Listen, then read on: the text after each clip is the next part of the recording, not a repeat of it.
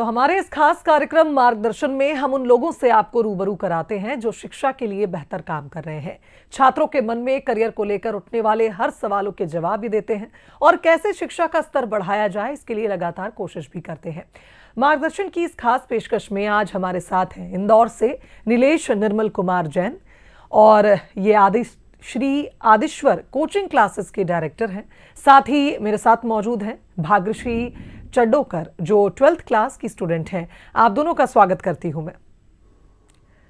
तो नीलेश जी, सबसे पहला सवाल आपसे यही है कि आप श्री आदिश्वर कोचिंग क्लासेस के डायरेक्टर हैं, तो आप जरा बताइए कि कैसे आपने इस कोचिंग क्लास की नींव रखी और किस तरह से आप लगातार इन क्लासेस को रन कर रहे हैं।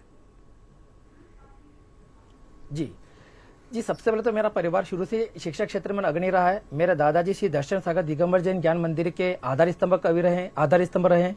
मैंने मेरे पिताजी से प्रेरित होकर ही इस कोचिंग संस्था की शुरुआत की है। इसकी फर्स्ट ब्रांच सर सबसे पहले नंदानगर में शुरुआत की गई थी। उसके बाद इसकी सेकेंड ब्रांच संगमनगर इसके में शुरू की गई है।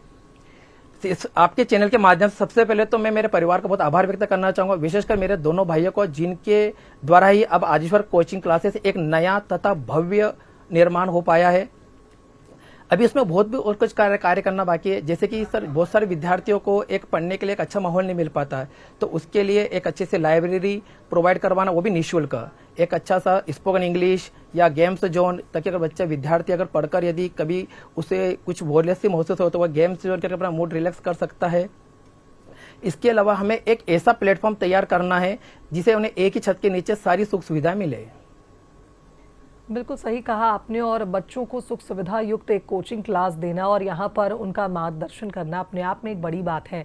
लेकिन नीलेश जी, कितने वर्ष हो गए आपको इस तरह से छात्रों का मार्गदर्शन करते? कितना वक्त हो गया आपकी इस कोचिंग को? जी, मैं 17 वर्षों से अपनी संस्था के माध्यम से विद्यार्थियों का मार्गदर्शन करते आ रहा हूँ। बिल्कुल, और किस तरह से चैलेंजेस आए होंगे, क्योंकि कोई भी यात्रा होती है तो उसमें सफलता से पहले कुछ ऐसी भी चुनौतियां आती हैं जिसका सामना करना पड़ता है, और कई बार ऐसा भी होता है कि बच्चों के साथ जब आप डील करते हैं तो अलग अलग कैलिबर के बच्चे आप तक पहुंचते हैं, तो किस तरह से फिर आपने मैनेज किया अपनी इस यात्रा को? जी, सबसे पहले तो हमारे संस्था में सर विद्यार्थियों को बिल्कुल फ्रीली होकर पढ़ाया जाता है, उन्हें किसी प्रकार का प्रेशर या स्ट्रेस नहीं रखा जाता है। मेरा मानना है कि सर किसी भी विद्यार्थी को खाना नहीं देना चाहिए, उसे भूख देना चाहिए, क्योंकि यदि उसके पास भूख है तो वो खाना, अगर वो खाना खा पाएगा, अगर उसके बाद अगर कितना भी अच्छा पढ़ाया जाए और उसके पास भूख नहीं है तो वो खाना नहीं खाएगा। इसी कंसेप्ट को लेकर सबसे पहले तो हमें उन्हें शिक्षा के लिए प्रेरित करना पड़ता है। शिक्षा कितनी उनके लिए महत्वपूर्ण है, आज के जमाने में एजुकेशन की कितनी इंपॉर्टेंस है, इसी कंसेप्ट को ध्यान में रखकर उनके सबसे पहले उनको शिक्षा के लिए प्रेरित किया जाता है। रही बात हमारी ऑफलाइन क्लास या ऑनलाइन क्लासेस, तो मेरा मानना है कि ऑनलाइन की तुलना में ऑफलाइन उनसे बहुत ज्यादा अच्छा इंटरकनेक्ट हो सकता है, क्योंकि उनकी समस्या को बाय फेस समझा जा सकता है, उनकी समस्या को समाधान किया जा सकता है। बिल्कुल सही कहा नीलेश जी आपने, लेकिन आजकल हम देखते हैं कि बच्चे ऑनलाइन क्लासेस की ओर ज़्यादा रुझान उनका नज़र आता है। वजह इसके पीछे ये है कि घर बैठे ही उनको कोचिंग क्लास में जिस तरह से प्रॉब्लम सॉल्विंग के लिए आपको फिजिकली प्रेजेंट होना पड़ता है, आप घर बैठे ही अपने क्वेश्चंस पूछ सकते हैं, अपनी प्रॉब्लम सुलझा सकते हैं। और इस बीच ये भी देखा गया कि जब कोविड के टाइम पे ऑनलाइन क्लासेस चली, बच्चों को स्कूलों में भी इस तरह से ही पढ़ाया गया, तो बच्चों को इसके लिए काफ़ी, उनका ये मानना है कि ये बहुत फ्रेंडली मोड हो गया पढ़ाई का। क्या इसका फ़र्क फिर कोचिंग क्लासेस पे भी पड़ा है? जी बिल्कुल पड़ता है जी। उस समय कोरोना का एक दौर अलग था, बट ये दौर अलग है। अब यहाँ पर क्या होता है कि सर इसके एक डिसएडवांटेज भी है। अगर बच्चा ऑनलाइन पढ़ता है तो कहीं ना कहीं उसकी आंखों पे इफेक्ट पड़ता है, कहीं ना कहीं उसको एक मोबाइल के जरा बस बैठा है, कहीं माइंड ध्यान है कि नहीं है, ना हम उसकी फेस के कारण उसकी प्रॉब्लम को समझ पा रहे हैं। अगर वही चीज़ अगर ऑफलाइन होती है तो हम उसको इंटरकनेक्ट होकर बच्चे से पर्सनली एक एक चीज़ उसकी समस्या को समाधान कर सकते हैं। बिल्कुल सही कहा आपने, और जिस तरह से बच्चों का अपना अपना एक कैलिबर है, हर बच्चा इतना ब्राइट नहीं होता। कुछ बच्चे ऐसे होते हैं जिनके साथ कम मेहनत करनी पड़ती है, लेकिन कुछ बच्चे बहुत जल्दी ग्रास्प कर लेते हैं नई चीज़ों को। तो किस तरह से इस मैनेजमेंट को आप संभालते हैं? क्योंकि कुछ पेरेंट्स ऐसे भी होते हैं जो पूरी तरह निर्भर हो जाते हैं कि अगर बच्चे कोचिंग जा रहे हैं तो निश्चित तौर पर अच्छे परिणाम लाएंगे, लेकिन बच्चे स्ट्रगल करते हैं, पुराने जो उनके प्रॉब्लम्स हैं या फिर ये कहा जाए कंसेप्ट क्लियर नहीं होते। और आप तो क्योंकि हायर क्लासेस की भी कोचिंग लेते हैं, तो किस तरह से फिर आप इस चीज़ को मैनेज करते हैं? जी जी, किसी भी सफल व्यक्ति के लिए सबसे ज़्यादा टाइम मैनेजमेंट बहुत जरूरी है। जहाँ तक मेरा मानना है कि अगर टाइम मैनेजमेंट के साथ अगर तालमेल मिलाकर अगर पढ़ाई की जाएगी तो अपन छोटे से लक्ष्य, बड़े से बड़े लक्ष्यों को हम बहुत अच्छे से हासिल कर सकते हैं। टाइम मैनेजमेंट के द्वारा अगर छोटा सा अगर डेली रूटीन का भी प्लान बनाया जा सकता है, एक छोटी छोटी रूटीन को अपन फॉलो कर सकते हैं, तो उसके द्वारा भी अपन एक बच्चों को बहुत छोटा लक्ष्य हासिल किया जा सकता है। बिल्कुल सही बात आपने कही है और भाग्यश्री भी हमारे साथ मौजूद है। भाग्यश्री, आपका इंस्टीट्यूट आपको अपना लक्ष्य हासिल करने में कैसे मदद करता है? कितना वक्त हो गया आपको इस कोचिंग क्लास में? जी, सबसे पहले मैं बंसल न्यूज़ और अपने सर को थैंक्स बोलना चाहूँगी, जिन्होंने मुझे यह अपॉर्चुनिटी दी है, मुझे यहाँ आने का मौका दिया है। मेरा इंस्टीट्यूट ना केवल हमें नॉलेज देता है, बल्कि हमें कैरियर के लिए भी प्रेरित करता है। मैं काफ़ी समय से जैन सर से पढ़ती आ रही हूँ। वे हमें बहुत ही फ्रैंक होकर पढ़ाते हैं। हमें उनसे किसी भी प्रकार का नॉलेज लेने में कोई भी दिक्कत नहीं होती है। वे हमें हमारे समय समय पर डाउट्स क्लियर करते रहते हैं। बिल्कुल, यानी कुल मिलाकर ये कहा जाए कि आपको बहुत फ्रेंडली माहौल यहाँ मिलता है और समय समय पर आपके प्रॉब्लम्स भी सॉल्व हो जाते हैं। लेकिन अभी चूंकि बोर्ड एग्जाम्स का टाइम आ चुका है, किस तरह से आप मैनेज कर रही हैं अपने टाइम को? क्योंकि सोशल मीडिया के ज़माने में बच्चों को मोबाइल में भी टाइम देना एक इम्पॉर्टेंट शेड्यूल का हिस्सा हो जाता है, तो किस तरह से आप मैनेज कर रही हैं इस चीज़ को? जी, हमारे सर ने हमें शुरू से ही टाइम मैनेज करना सिखाया है। उन्होंने हमें सभी काम समय पर करना सिखाया है। इसलिए मैंने अपना टाइम टेबल भी बनाया है, जिसके अनुसार मैं अपना टाइम मैनेज करती हूँ। मेरा सोने का समय, स्कूल जाने का समय, पढ़ने का समय, सभी मैं टाइम टेबल के अनुसार मैनेज करती हूँ, जिससे मेरे दिनचर्या भी ईजी हो जाती है। बहुत अच्छी बात है और बहुत ज़रूरी भी है स्टूडेंट लाइफ में इस तरह से अगर आप मैनेजमेंट करते हैं। और आप जिस तरह के बात बता भी रही हैं कि हमने कोशिश की है कि एक टाइम टेबल को हम फॉलो करें और आपने वो बना भी लिया है। नीलेश जी, एक सवाल यहाँ पर ये है, आप कह रहे थे कि हम बच्चों की भूख बढ़ाते हैं, उन्हें खाना नहीं देते हैं। किस तरह से आप प्रयास करते हैं कि बच्चों के अंदर वो अपनी संभावनाओं को देखें और ये समझने की कोशिश करें कि उनमें क्या टैलेंट है? जी, सबसे पहले तो आज के समय में विद्यार्थी का ध्यान भटकता जा रहा है, तो हम उसको क्या करते हैं, एजुकेशन को लेकर सबसे पहले अग्रसर करते हैं कि भैया एजुकेशन का क्या महत्व है, हमारा उसमें क्या इंपॉर्टेंस है। ना एजुकेशन के द्वारा केवल हमारा विकास है, अपने माता पिता का, देश का विकास है। तो आज के युवा पीढ़ी को जो ध्यान भटकाने वाली चीज़ है, उसकी जगह हम पहले उनको एक पढ़ाई के तौर अग्रसर करते हैं कि आप अपना लक्ष्य बनाइए, एक छोटे छोटे लक्ष्यों को हासिल कीजिए। उनको अगर वो चीज़ टफ लगती है, उसको हम पहले ईजी मोड में लेकर आते हैं कि नहीं बेटा, बहुत सिंपल सिंपल छोटा टारगेट लेकर भी आप बड़ी से बड़ी चीज़ को अपन हासिल कर सकते हैं। और ये सब कुछ एक टाइम मैनेज के द्वारा ही हो सकता है।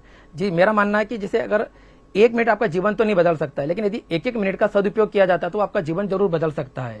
हमारे इसमें कहावत है कि अगर जिसने समय की कदर करी, समय ने उसकी कदर करी। तो एक छोटा सा अगर मैनेजमेंट के द्वारा भी अपन अपना एक अच्छे से प्लानिंग करके हमारे लक्ष्यों को हासिल कर सकते हैं।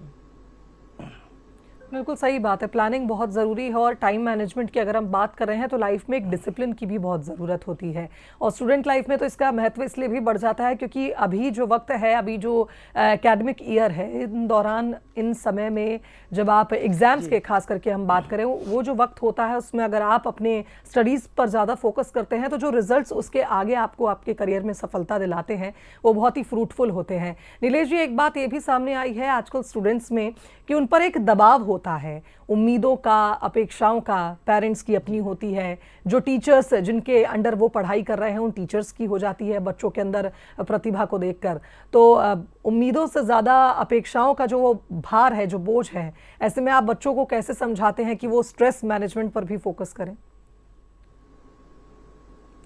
जी, बहुत अच्छा प्रश्न है कि आज का जो समय है जिसमें विद्यार्थी स्ट्रेस और दबाव के कारण जो बहुत बड़े एग्जाम होते हैं, कंपटीशन एग्जाम होते हैं, जैसे पीपीटी हो गया, जेडबलई हो गए, नीट एग्जाम हो गया या अन्य कई कंपटीशन हो गए, जैसे हम आजकल न्यूज माध्यम से देखते हैं युवा पीढ़ी है गलत ट्रैक अपना लेती है या गलत रास्ता अपना लेती है या उन्हें मानसिक परेशानी का सामना करना पड़ता है।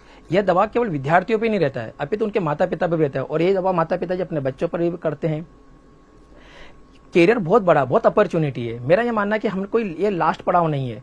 हमने देखा होगा सदी के महानायक अमिताभ बच्चन जी, जिनके लगातार 8 से 9 पिक्चरें फ्लॉप हुई थी, बट आज वो सदी के महानायक है। ऐसे कई बहुत छोटे छोटे एग्जाम्पल हैं जिसके द्वारा हम फेल्योर को एक अच्छी अपॉर्चुनिटी में बदल सकते हैं।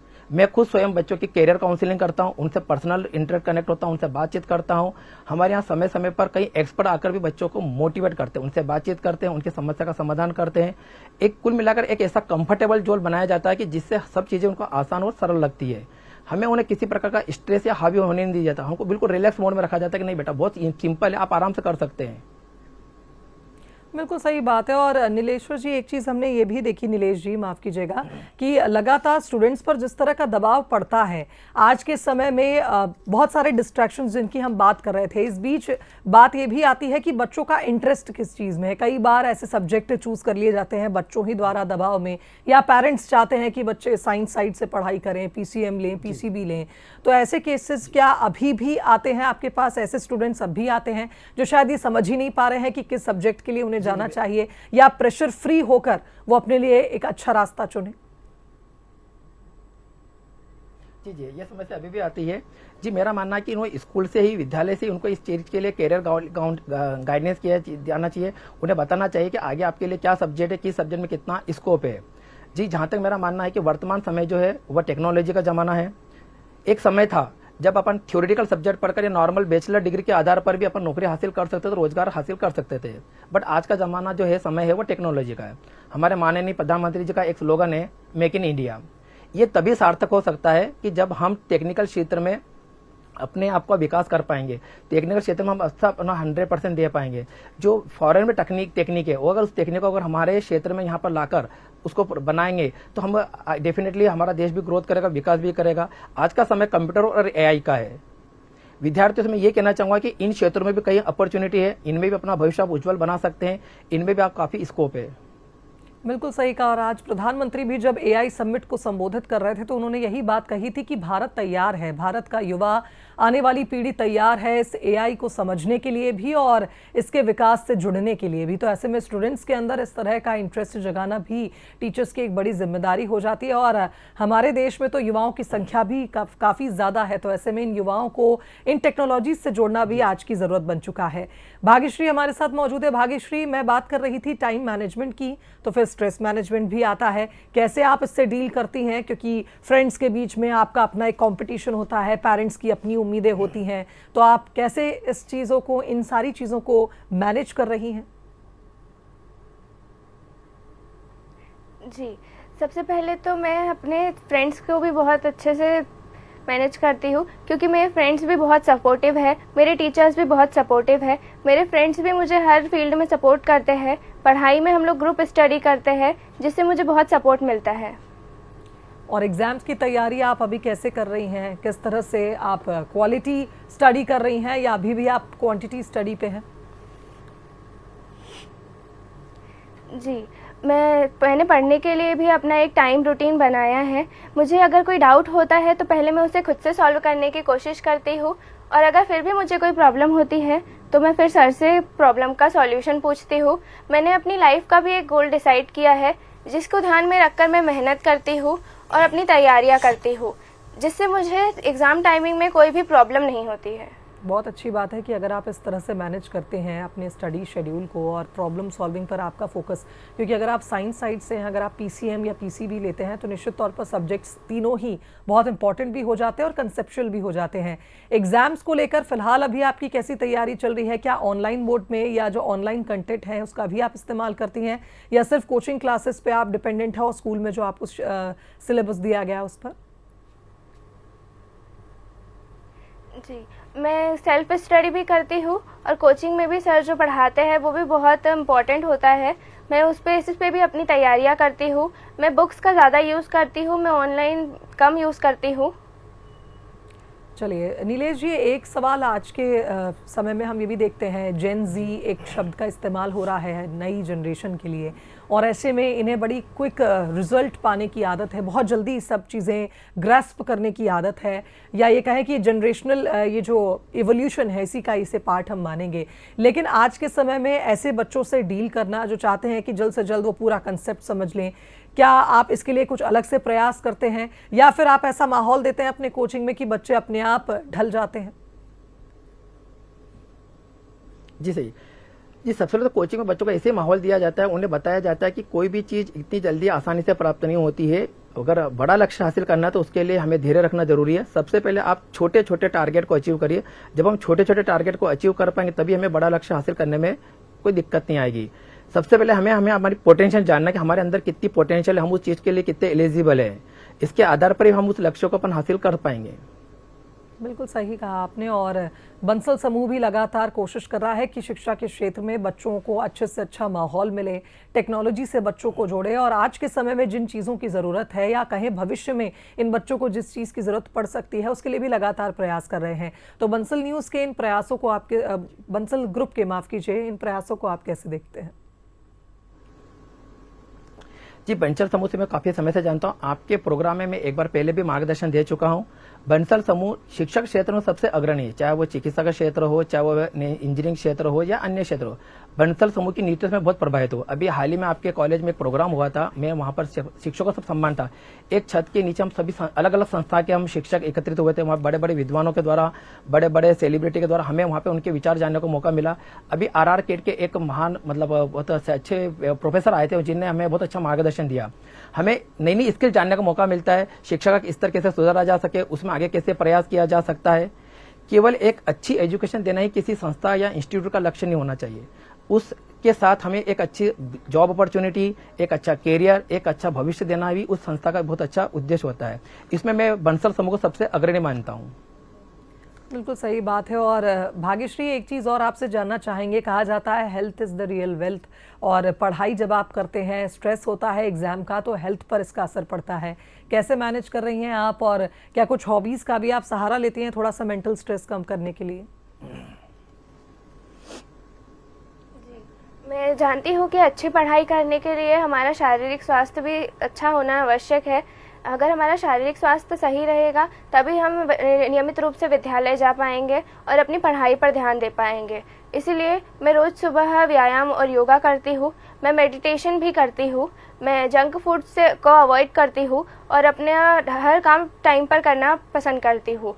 इसलिए मैं अपना टाइम मैनेजमेंट भी सही से कर पाती हूँ। अगर मैं मानसिक तनाव से भी दूर रहती हूँ। मेरा मानना है कि हमारा शारीरिक रूप से स्वस्थ रहने के साथ साथ मानसिक रूप से स्वस्थ रहना भी आवश्यक है। तो मानसिक रूप से स्वस्थ रहने के लिए फिर आपको क्या पसंद है? क्या आप सिंगिंग पसंद करती हैं, डांसिंग या गार्डनिंग, या फिर दोस्तों के साथ थोड़ी गपशप? मैं अपने दोस्तों के साथ टाइम स्पेंड करना ज़्यादा पसंद करती हूँ। मेरे दोस्त मुझे स्ट्रेस रिलीफ करने में बहुत हेल्प करते हैं। चलिए, अच्छी बात है कि आपके फ्रेंड्स बहुत अच्छे हैं। आपने 2 बार जिक्र किया कि दोस्त बहुत अच्छे हैं, बहुत सपोर्ट करते हैं। नीलेश जी, आप स्टूडेंट्स को मार्गदर्शन देना चाहेंगे अगर 12th के, और खास करके वो बच्चे जो जॉब सिक्योरिटी को लेकर काफ़ी कश्मकश में रहते हैं, तो क्या कहना चाहेंगे उन्हें? जी, सबसे पहले तो मैं विद्यार्थी को एक ही बात बोलना चाहूँगा कि आपको एक ऐसे सेक्टर का चयन करना चाहिए जो इसमें आपको रुचि हो, जिसमें आप मन लगाकर काम करें। अगर हम बिना रुचि के, बिना मन लगाकर किसी ऐसे सेक्टर में जाएंगे, जैसा लगे जैसे किसी ने हमें जबरदस्ती धकेल दिया है। मैं खुद भी एक साइंस बैकग्राउंड से बिलोंग करता हूँ, मैं भी टेक्निकल फील्ड में रह चुका हूँ। तो मैं आप लोगों को एक यही सलाह दे पाऊंगा कि जो टेक्निकल क्षेत्र है उसमें भी रहकर आप अपने कैरियर को सुनिश्चित कर सके। इसमें बहुत अच्छी जॉब अपॉर्चुनिटी है, आप अपने आप को बहुत अच्छे से इसमें डेवलप कर सकते हैं। बिल्कुल। और आज के समय में पहले कहते थे कि बहुत सीमित दायरे में पढ़ाई करनी पड़ती थी, लेकिन अब तो बहुत से रास्ते खुल गए हैं। आप विदेश में जाकर भी पढ़ाई कर सकते हैं, अपने एकेडमिक्स को और मजबूत कर सकते हैं। तो स्टूडेंट्स खास करके बहुत कंफ्यूज हो जाते हैं। इन कंफ्यूजन को दूर करने के लिए आप किस तरह से काउंसलिंग करते हैं नीलेश जी, वो भी बताइएगा। जी, सबसे पहले तो मैं बच्चों को बोलता हूँ आपका अपना एक गोल तैयार कीजिए, आपका एक लक्ष्य तैयार कीजिए। जरूरी नहीं कि हम जो विदेशों में रहकर तैयारी कर सकते हैं या जो अच्छी अपॉर्चुनिटी हम हमारे इंडिया में भी काफ़ी अच्छी अपॉर्चुनिटी है। तो सबसे पहले तो हमें हमारा एक लक्ष्य निर्धारित करना चाहिए। लक्ष्य निर्धारित करने के साथ साथ हमें उस पर अमल करना चाहिए। सिर्फ लक्ष्य निर्धारित करने से काम नहीं चलेगा। हम उसके लिए कितने एलिजिबल, हमें उसके लिए कितना हमारा धैर्य, हम उसके लिए कितना समय दे सकते हैं, उसके लिए कितना हार्डवर्क कर सकते हैं। तो इस प्रकार से आप अपने लक्ष्य को हासिल कर सकते हैं। बिल्कुल, लक्ष्य हासिल करने के लिए आपको टारगेट सेट करना पड़ता है। भाग्यश्री, क्या आप सोचकर चल रही हैं किस फील्ड में आप भविष्य में आगे बढ़ना चाहती हैं? क्या ऐसा जॉब का आपको लगता है कि वो जॉब जो आपकी ड्रीम जॉब है और उसके लिए आप लगातार प्रयास कर रही हैं? जी, मैं आगे चल के मैं कॉलेज में इंजीनियरिंग करना चाहती हूँ। मैं इंजीनियरिंग फील्ड में जाना चाहती हूँ। मैं चाहती हूँ कि मैं इंजीनियरिंग फील्ड में ही कुछ करूँ जिससे मैं अपनी फैमिली के लिए भी कुछ कर सकूँ। चलिए, बहुत अच्छी सोच है आपकी भाग्यश्री, और ऑल द बेस्ट आपको। नीलेश जी, अंत में आप क्या संदेश देना चाहेंगे? तमाम स्टूडेंट्स इस वक्त आपको सुन रहे हैं। जी, जैसा कि अभी वर्तमान समय बहुत एग्जाम का गोल्डन समय चल रहा है, तो सभी विद्यार्थियों को मैं एक ही सलाह दे पाऊंगा कि बेटा आप सभी लोग मन लगाकर ध्यान लगाकर पढ़ाई करिए। अभी एकाग्रता का समय है, फोकस करने का समय है। देखिए अभी बहुत सारी ऐसी चीजें हो रही है हमारे साथ, जैसे अभी T20 वर्ल्ड कप चल रहा है या सोशल मीडिया, जिसके कारण हमारा ध्यान कहीं ना कहीं भटक सकता है। ठीक, तो इसके लिए सबसे जरूरी है कि हम सबसे पहले अपने एकाग्र रहें, हमारा लक्ष्य निर्धारित करें, क्योंकि आपके एकाग्र होने पर आपके लक्ष्य पर ही आपका विकास, माता पिता का विकास, देश का विकास है। आपके उज्जवल भविष्य के लिए मैं शुभकामनाएं देता हूं।